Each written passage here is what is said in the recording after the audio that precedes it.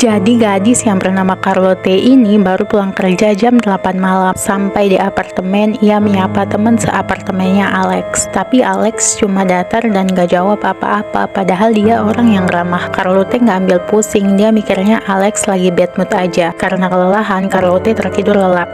Tiba-tiba dia mendengar langkah kaki di lorong mondar-mandir. Carlotte berpikir kalau Alex lagi ke toilet. Tapi aneh juga ya kenapa mondar-mandir. Carlotte juga pengen pipis. Pas buka pintu, dia kaget ada Alex lagi berdiri di depan pintu. Carlotte marah-marah. Pas balik pipis, Alex udah gak ada. Esok paginya dia lihat Alex lagi goreng telur dan menyapanya dengan ramah. Setelah cerita kenapa sikap Alex aneh tadi malam, Alex bilang kemarin seharian dia gak ada di apartemen alias lagi keluar sama temennya. Carlotte kaget banget, sampai ketakutan, sampai manggil polisi buat ngecek apakah ada seorang di rumah itu. Tapi mereka tidak menemukan apapun.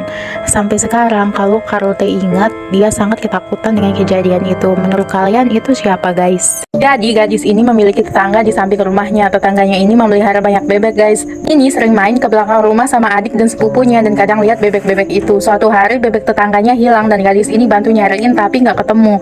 Nenek gadis ini pernah cerita kalau tiap malam dia ngelihat ada sesosok wanita misterius yang berjalan di atas atap tetangganya tiap jam 3 pagi, tapi gadis ini nggak percaya.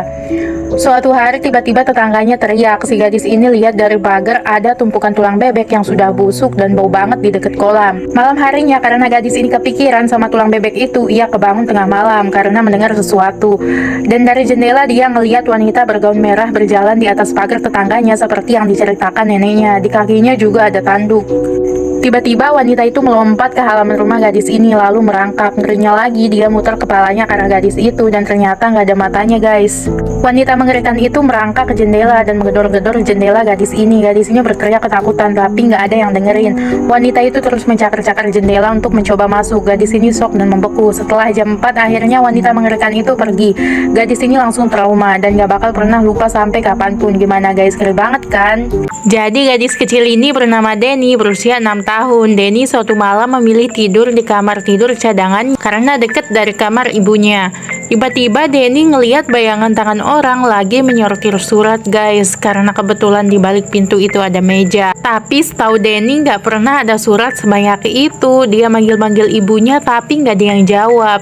Soalnya mereka cuma tinggal berdua di rumah itu. Pas diliatin nggak ada siapa-siapa dan dia lihat ibunya lagi tertidur di kamarnya. Pas dia cerita ke ibunya nggak ngerti apa-apa, guys. Jadi dia cuma cerita ke temennya aja dan temennya jadi ketakutan. Jadi menurut kalian bayangan itu siapa, guys? Suatu malam gadis ini lagi nonton TV, guys. Tiba-tiba besinya nelpon dan mereka basa-basi. Terus besinya bilang, kamu pasti lagi makan cookies. Dia jawab, enggak, aku lagi makan sayur potong. Tiba-tiba snacknya berubah jadi sayur potong dong. Lalu pacarnya SMS beberapa detik kemudian, katanya dia pengen main ke rumah gadis ini, tapi karena gadis ini lagi pengen sendiri, dia berbohong. Dia bilang kakeknya baru meninggal dan dia lagi pengen sendirian. Tiba-tiba ibunya nelpon dan ngabarin kakeknya beneran meninggal. Gadis ini kaget, tapi karena males ngelihat kakeknya, dia berbohong lagi kalau dia lagi batuk. Dan tiba-tiba dia beneran batuk, guys. Tiba-tiba ada yang nelpon lagi, seorang perempuan. Di sini jawab kepalanya sakit banget, dia nggak bisa nelpon saat ini. Dan beberapa saat kemudian kepalanya langsung sakit banget, guys. Tapi tiba-tiba ada yang nelpon lagi. Saking keselnya gadis ini langsung menjawab, gara-gara kamu aku nggak bisa tenang, aku terkena kelumpuhan otak. Dan benar saja, guys, otak dia langsung lumpuh gitu. Ih, ngeri banget kan?